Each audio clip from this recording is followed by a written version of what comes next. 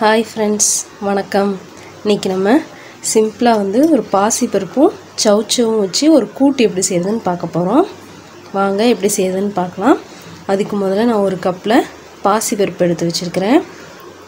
சவுச்சவ் கொஞ்சம் நறுக்கி வச்சுருக்கேன்.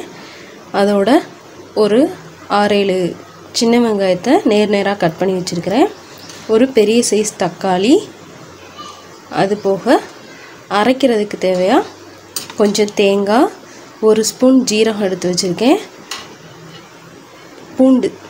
பூண்டு ஒரு 2-3 பல் எடுத்து வச்சுக்கலாம். மிளகாய் நம்ம காரத்துக்கு, நம்ம காரம் நீங்கள் அதிகமாக சேர்ப்பிங்கன்னா நீங்கள் அதிகமாக மிளகாய் சேர்த்துக்கலாம்.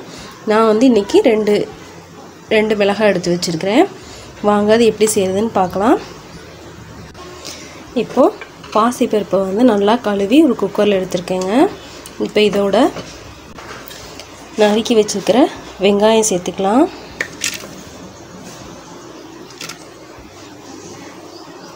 தக்காளி, அதோட நம்ம நறுக்கி வச்சுருக்கிற சவுச்சவ் இதையும் சேர்த்துக்கலாம். பாசிப்பருப்பு நம்ம குழந்தைங்களுக்கெலாம் நம்ம டெய்லி கொடுத்தோன்னா ரொம்ப நல்லதுங்க. அது குழந்தைங்களுக்கு இந்த மோஷன் ப்ராப்ளம்லாம் இருக்கும் இல்லைங்களா, அதெல்லாம் இல்லாமல் நார்மலாக மோஷன் ஆகிறதுக்கு இந்த பாசிப்பருப்பு அவங்க சாப்பாட்டில் நம்ம டெய்லி சேர்த்துக்கலாம். இதோட நம்ம சவுச்சவ் எடுத்துருக்கோம் இல்லையா, அந்த சவுச்சவ் நீர் சத்து உள்ள காய். இது நம்ம சம்மருக்கெலாம் ரொம்ப நல்ல ஒரு காய்ங்க. அதனால் நம்ம இதை இதோட ஆட் பண்ணியிருக்கோம். இப்போது இதெல்லாம் நம்ம சேர்த்துட்டு கொஞ்சம் தண்ணி சேர்த்துக்கலாம். இதோட ஒரு 1/2 டம்ளர் தண்ணி சேர்த்துக்கலாங்க. சேர்த்துட்டு தேவையான அளவு நம்ம உப்பு சேர்த்துக்கலாம். உப்பு சேர்த்து இதை நம்ம குக்கரில் ஒரு 3-4 விசில் விட்டு எடுத்துக்கலாம்.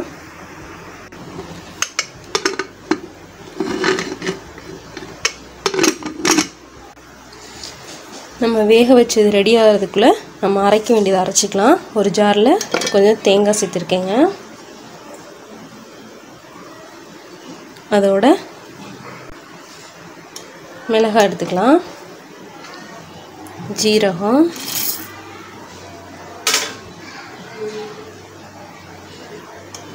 பூண்டு இதெல்லாம் சேர்த்து நம்ம அரைச்சிக்க போகிறோம். பாருங்கள் ஃப்ரெண்ட்ஸ், இப்போ நம்மளோட பருப்பு இந்த மாதிரி நல்லா வெந்திருக்கு.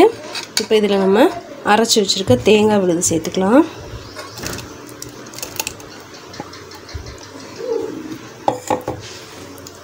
சேர்த்துட்டு கொஞ்சம் கொதிக்க விடலாம். கொஞ்சம் தண்ணி கூட ஆட் பண்ணிக்கலாம். பாருங்கள், நான் மிக்ஸி ஜாரை ஒரு 1/2 டம்ளர் தண்ணி ஊற்றி அலசி சேர்த்துருக்கேன்.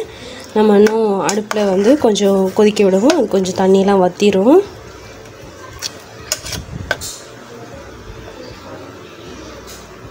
ஒரு 5 மினிட்ஸ் இருக்கட்டும், அந்த பச்சை ஸ்மெல்லாம் போகட்டும். இது நம்ம சாதத்தில் போட்டு பிசைஞ்சு கூட சாப்பிட்லாங்க, ரொம்ப நல்லாயிருக்கும். இல்லை அப்படின்னா நம்ம காரசாரமான அந்த புளிக்குழம்பு, பூண்டு குழம்புக்கு ரொம்ப சூப்பராகவே இருக்குங்க. அந்த மாதிரி காரசாரமான குழம்புக்கு நீங்கள் சைட் டிஷ்ஷாக வச்சுக்கலாம். இதை ரொம்ப நல்லாயிருக்கும். பாருங்கள், நல்லா கொதிக்குது, ஸ்மெல்லும் சூப்பராக வர ஆரம்பிச்சிருச்சு. இப்படியே ஒரு 5 மினிட்ஸ் நம்ம மூடி போட்டு வைக்கலாம்.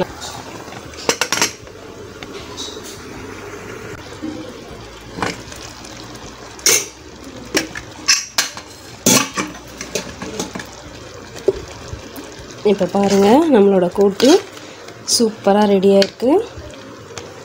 எங்கள் வீட்டில் எப்போயும் இதில் மஞ்சள் ஆட் பண்ண மாட்டோம். நீங்கள் உங்களுக்கு ஆட் பண்ண நினச்சிங்கன்னா ஆட் பண்ணிக்கலாம்.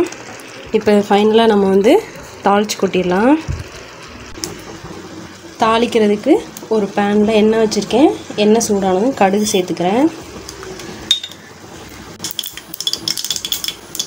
கடுகு நல்லா வெடித்ததும் சின்ன வெங்காயம் குட்டி குட்டியாக நறுக்கி வச்சுருக்கேன், அதையும் சேர்த்துக்கலாம். அது கொஞ்சம் நல்லா வதங்கட்டும். இப்போ வெங்காயம் நல்லா வதங்கிருச்சு. அதோட கொஞ்சம் கருவேப்பிலை சேர்த்துக்கலாம். பருப்போடு சேர்த்தாச்சு. இப்போ இது ஒரு கிளறினீங்கன்னா நம்மளோட கூட்டு வந்து சூப்பராக ரெடி ஆயிடுச்சுங்க.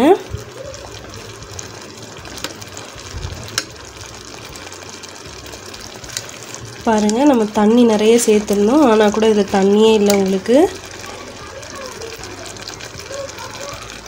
நம்ம வந்து குக்கரில் வைக்காமல் பாத்திரத்தில் கூட இதை வந்து நம்ம சமைக்கலாம். சமைச்சோன்னா நம்மளுக்கு வந்து இந்த சௌச்சௌலாம் நல்லா குழையாமல் சூப்பராக இருக்கும். இப்போ நம்மளோட சௌச்சௌ கூட்டு வந்து ரெடி ஆயிடுச்சுங்க. இது சூடான சாதத்தோடு நம்ம சர்வ் பண்ணலாம். உங்களுக்கு இது பிடிச்சிருந்ததுன்னா லைக் பண்ணுங்கள், ஷேர் பண்ணுங்கள், சப்ஸ்கிரைப் பண்ணுங்கள். Thank you friends.